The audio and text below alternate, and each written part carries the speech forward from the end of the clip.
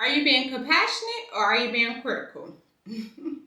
Let's get into it.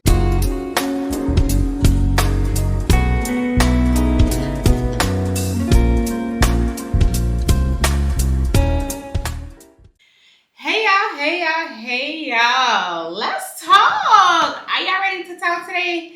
Because today I'm talking to y'all about self compassion versus self criticism. Because one thing y'all need to know is that the way we talk to ourselves matters. If you didn't know, now you know. The way we talk to ourselves matter because you're feeding that into you. Okay?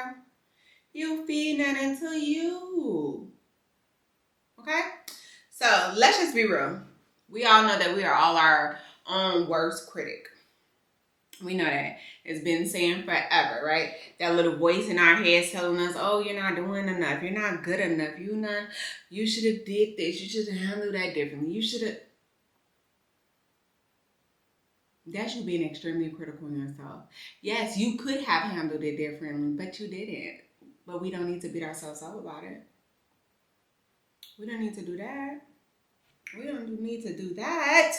But that's where self-compassion versus self-criticism comes in, right?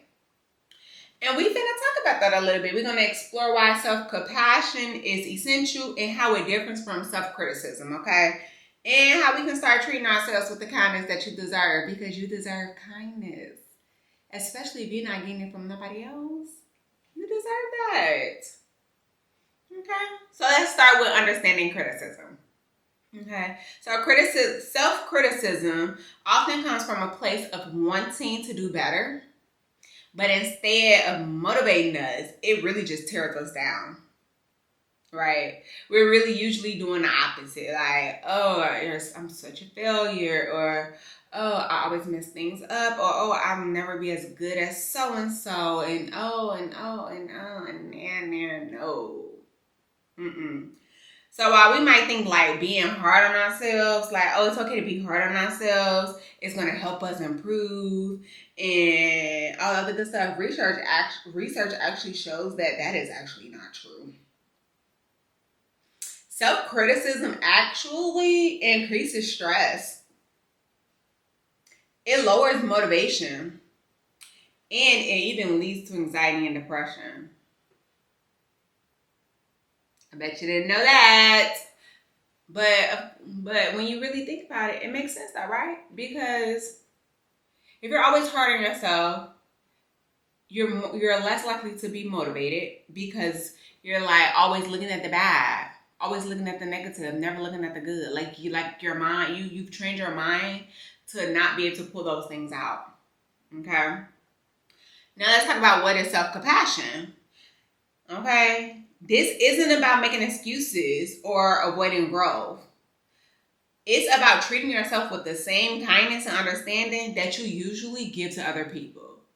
You know how when somebody mess up, you be like, oh, it's okay, don't worry. Like, you're going to get back on top. You're going to fix it. You got the tools, whatever. We got to give yourself that same energy.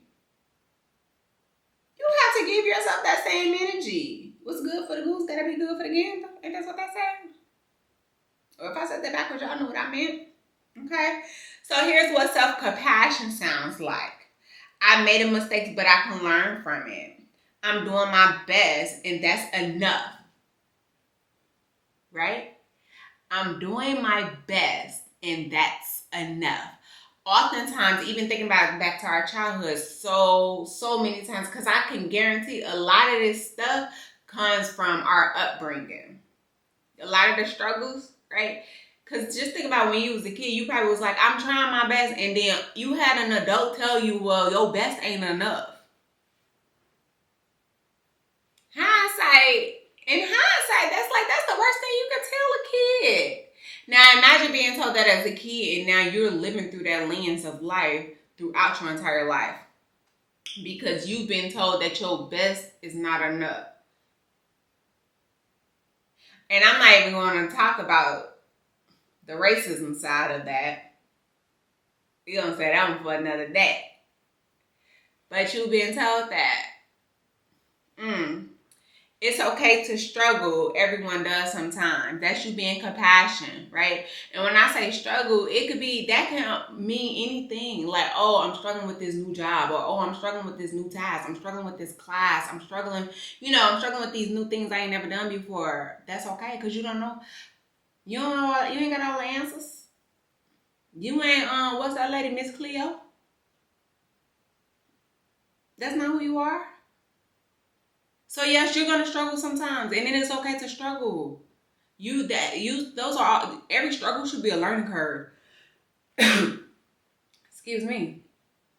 Every struggle should be a learning curve. Just saying. Just saying. Dr. Kristen Neff, a leading researcher on self-compassion, breaks this down into 3 parts. Okay? Let me read it to y'all. Self-kindness, which is speaking to yourself with warmth and understanding instead of the harsh judgment that we're usually doing. Okay? Common humanity, remembering that struggles and mistakes are a part of being human. You are not alone. Just want y'all to know that. Mindfulness, acknowledging your emotions without letting them define you. We're going to talk about cultivating mindfulness in another episode. But that's what compassion is, self-compassion is. Okay? Now let's talk a little bit about self-compassion versus self-criticism. Which one helps you grow? Which one you think help you grow? Don't get this wrong now. This is a test. Just kidding. A lot of people worry that if they're too kind to themselves, they won't improve. But think about it. Think about it. When a child is learning to walk, do we yell at them for falling down? No, because we're understanding that they're learning. And so instead, we encourage them to keep trying. Y'all gotta apply that to yourselves too. The same applies to adults. Okay?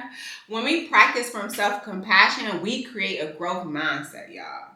We really create a growth mindset. So instead of saying, I'm not good at this, like I said, we say, I'm learning and I'll get better. Instead of shutting down, we stay open for growth. Self-criticism makes you feel stuck, actually, while self-compassion helps you move forward. Let me say that one more time. Self-criticism makes you feel stuck, while self-compassion helps you move forward. Why? Because you're being kind to yourself. You are allowing yourself the room to grow, and you're not focusing only on the negative, but yet the positive outcomes that could come. And you're focusing on the fact that, you know what, I am acknowledging that I actually tried it, and I realized, oh, I tried this. This is what I can do now, or this is where I messed up at. This is where I should make these changes. This is how I should fix this, etc., etc., etc. Self-criticism is more so, you're stupid, you did this, you can't do nothing right, blah, blah, blah. You ain't gonna never amount to nothing. All you do is struggle in life, and that's where you gonna stay. Listen to what I just said. That's where you gonna stay. You telling yourself that. You telling your inner you that this is where you gonna stay. That you will never be enough. So when you say it enough times, you start to really believe it. When you start to believe it, you start to operate in that.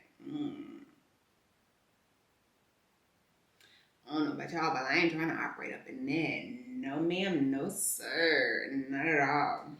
Okay, so let's talk just a little bit about how to start practicing self-compassion, because we're going to wrap this video up. This is nice, cute, short, simple, and sweet. How do we start practicing it? Okay, Here's 3 simple ways. First of all, notice your inner voice. Notice that inner voice. Pay attention to how you're talking to yourself. If it's negative, we need to reframe those thoughts. This is what we call CBT, cognitive behavioral therapy. This goes under that. We're reframing those negative thoughts into positives. Okay? The next thing is ask yourself, would I say this to a friend? If what you saying to yourself is not something you would say to a friend, then you need to be kinder to yourself and realize you need to have that same energy and use that same approach for yourself. If you can be compassionate with your friends and have empathy, why you can't have that same empathy for yourself? You don't think you deserve it? Well, I'm here to tell you you do. I'm here to give you permission to have empathy for yourself. You deserve it. It's you. If you don't deserve nothing else, you deserve that. Okay? And give yourself grace. Remind yourself that, nobody's perfect and perfection ain't really the goal anyway. Progress is. The goal should never be to aim for perfection because it's not a real thing. And it's subjective, to be honest. But to always have positive progress, or just progress in general, that's a better goal. And is more conducive to your life and health and mind. Okay. So, try those three things out. So next time you catch yourself being overly critical, okay, I want you to take a deep breath and I want you to say, am I doing the best I can? And that's enough. I phrased that as a question. I'm sorry. I want you to say, I am doing the best I can, and that's enough. Because that's all anybody can ask of you, and that's all you can really ask of yourself. You're not superhuman. This ain't no Marvel movie. Just saying. Okay? So at the end of the day, we all have our inner voice that we listen to. I'm just saying, make sure your inner voice go from criticism to compassion. Change it. Tell your inner voice, look, we're not playing them type of childhood games no more. We're going to be compassionate with ourselves now. We're not being overly critical of ourselves. And let me also say this. I'm not talking about constructive criticism either. That's not what I'm talking about. That's a totally different thing. Constructive criticism is being able to point out where you may have messed up at and be able to provide feedback that may be a little bit critical. And when I say critical, I'm really meaning like that's just a little bit, that's like really important. And it's like, if it doesn't get fixed in a very particular way, maybe then, this will keep happening. But you can even still provide constructive criticism and have compassion for yourself. Okay? So, take that knowledge and apply it to yourself. If you feel like you have been self-critical, overly criticizing yourself for far too long, and you now need to be a bit more compassionate, do it. Today is the day to start making a change. We don't got to wait till tomorrow. We don't got to wait till next month. We don't got to wait till next week. We don't got to wait till next year. You can start right now, today, in this moment, once you're done watching this video. With that being said, I enjoy y'all, and I hope I enjoy y'all, and thank y'all for watching my videos of just getting this little bit of knowledge I be dropping. And I hope y'all like, comment, subscribe, share in the comments the changes you are seeing within yourself or how you plan to be a little bit more compassionate with yourself. And share this video with other people who you feel like could benefit from it. And I will be sure to respond back in the comments if you respond to me, because I do like to be very engaging with my peoples. Because I appreciate y'all. Y'all enjoy the rest of y'all day, evening, night, week. And I'll see y'all soon.